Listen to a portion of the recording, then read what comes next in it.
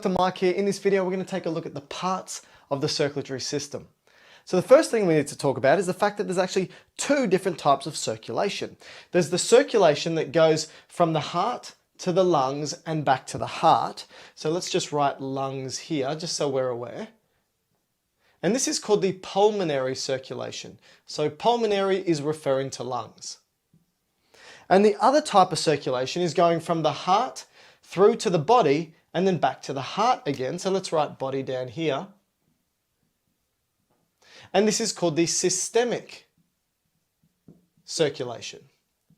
So they're the two different types. Now you can see that I've drawn up some blood vessels in blue and some in red. This is highlighting the degree of oxygenation, how much oxygen is present. So obviously, the blood supply that's going to the lungs is going to be deoxygenated. So less oxygen or no oxygen, predominantly less oxygen. Once the lungs deliver that oxygen to it, it's now red and oxygenated, and that can then get delivered to the rest of the body.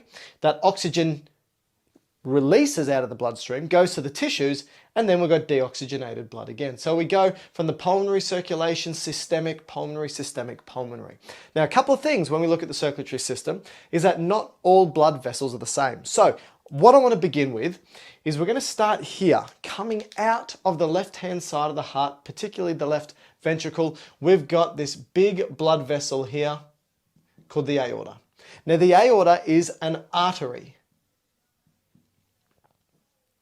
And it's the artery that comes out of the heart that then branches off into smaller arteries that then branch off even further to deliver oxygen and nutrients to the tissues of our body. So what you're going to find is that this aorta will have various branches.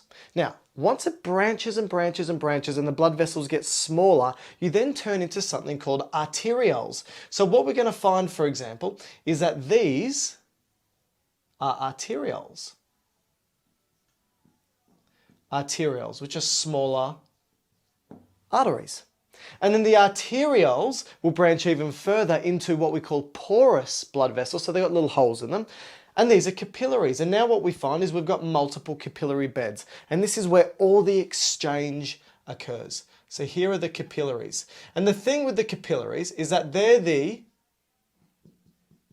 intermediate between arteries or the arterial system and the venous system. So on the other side of this capillary bed, we've got small veins that we call venules. So they're not arterioles, but they are venules. And then these venules come together to form veins. Now you could say that, all arteries and arterioles are oxygenated and all veins and venules are deoxygenated, but that's not necessarily true because, in actual fact, arteries are vessels that leave the heart. This is leaving the heart, so that's why it's an artery. Okay? This is a vein because it's going back to the heart. But if you look at the pulmonary circulation, it's flipped. This is leaving the heart, so that's actually an artery and it's deoxygenated. And that's called the pulmonary artery. And this is going to be a vein because it's coming back in, yet it's oxygenated.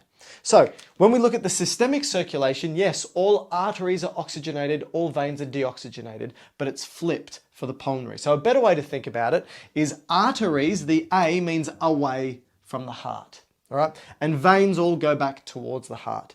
Now, what this means is simply this. When we look at the flow, it is arteries, then it goes to arterioles, then it goes to capillaries, then it goes to venules, and then it goes to veins. Now, what are the differences? A couple of things. First thing is that arteries are very elastic and stretchy. And that's because there's a lot of pressure behind them. Think about it. When that heart contracts, its strongest contraction is going to push blood into the artery, the aorta specifically. So it needs to be able to stretch under high pressure. So there's a lot of elastic tissue there. But when we get down to these smaller branches of arterioles, they're resistance vessels and they've got a lot of smooth muscle. So they've got a lot of muscle. And what that means is muscles can constrict and relax. And so they can change the blood pressure right? And the flow. So that's what arterioles do. Capillaries is the site of exchange. And venules and veins, they don't have smooth muscle. So smooth muscle, nope. But what they do have are valves.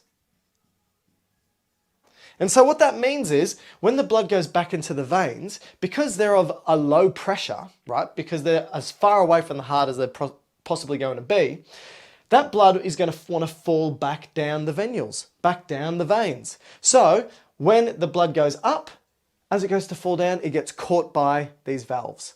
And then the blood pushes back up again and then gets caught by another valve. And that's how the blood moves through. Now, how does it move through if there's no pressure behind it?